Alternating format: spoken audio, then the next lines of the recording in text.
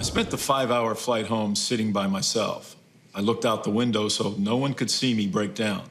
It was too much for anyone. I was emotionally, mentally, and physically exhausted. I decided I would resign as soon as the season ended.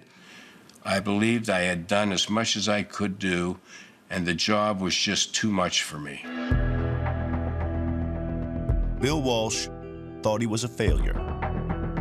27 games into his NFL head coaching career, he had just 5 wins. He inherited a team that won 2 games in 1978. Roll 1. Before he even coached a game in San Francisco, Oh, let's start over again. All right. Walsh was asked to host a preview film of the 1979 season. Oh, that's not good. Start over. What the hell was I saying? My mind wandered. And as he threw the ball, it was... Got my mind on things going on downstairs. That's why I'm in trouble. Okay. And though he did his best to hype the coming attraction, In 1979, we expect to have a very competitive team. deep down, he might have known his show was going to bomb at the box office. That was just pathetic. Yes, pathetic. He had his work cut out for him tremendously. I mean, some of the Saturdays even, right before games, he would hold tryouts. And there would be not like 20 or 30 people, but 200 or 300 people coming in.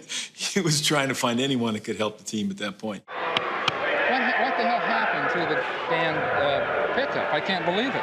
In 1979, we inherited a team that didn't think they were going to win a game. I mean, that was the attitude of the team. They actually won 2 games.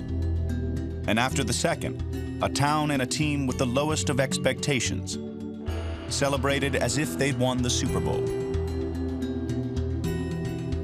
In 1980, the losing continued. We've had this taste in our mouth one too many times. I don't want to have to suffer through this any more than you do. I don't want that sick feeling of losing a game that you should have won or could have won. That sickening, lousy feeling. I can remember Bill, after a loss to Miami, the 8th loss in a row, literally in tears. I looked out the window for 5 hours in the middle of the night because I broke down emotionally. I had conceded that I couldn't get the job done. Bill put everything on himself. He wasn't blaming the coaches. He wasn't pointing fingers at the players. It's my system good enough? Am I doing it the right way? Am I a failure or not? Walsh may have accepted the blame, but he shared his misery. I'm coaching now at Philadelphia, and I finally got my program going, and he would call on Monday. I'd be on the phone with him in a half an hour and would hold up my entire offensive meeting. Now, there's a 3-hour time zone difference, so it's midnight in Philadelphia, 9 o'clock in San Francisco, and I'm trying to convince him not to jump off the bridge, that he might win next Sunday. Bill, you're crazy. You know, you're crazy. At the start of my 3rd year, I just wanted our team to have some respect in the National Football League, because we didn't.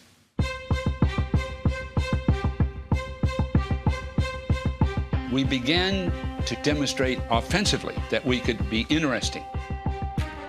He would put plays in meetings sometimes and say, you don't have to flinch when you catch this. There won't be anybody around.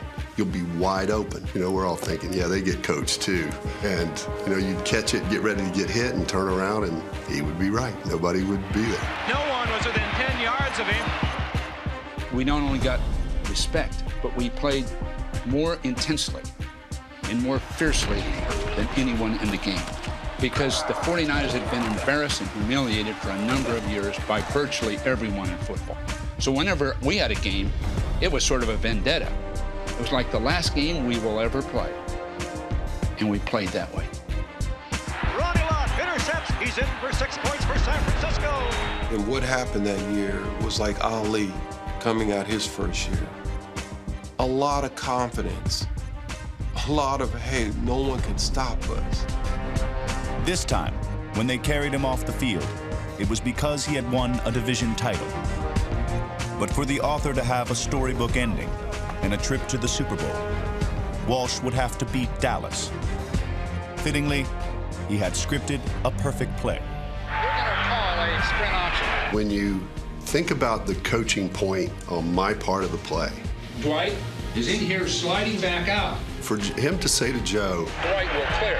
He's Gonna break up and break into the corner. Okay. You got it? Throw it to Dwight high enough to where it either goes out of bounds or he can jump up and catch it. You're ready to go to Dwight, you got it? You don't get what you want. You'll just simply throw the ball away. Not there, away.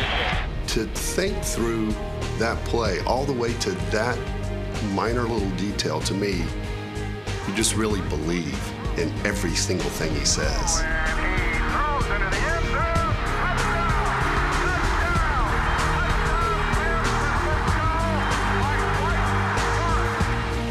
Looking back on it, that was Camelot. That was Camelot. That was the origin of a dynasty.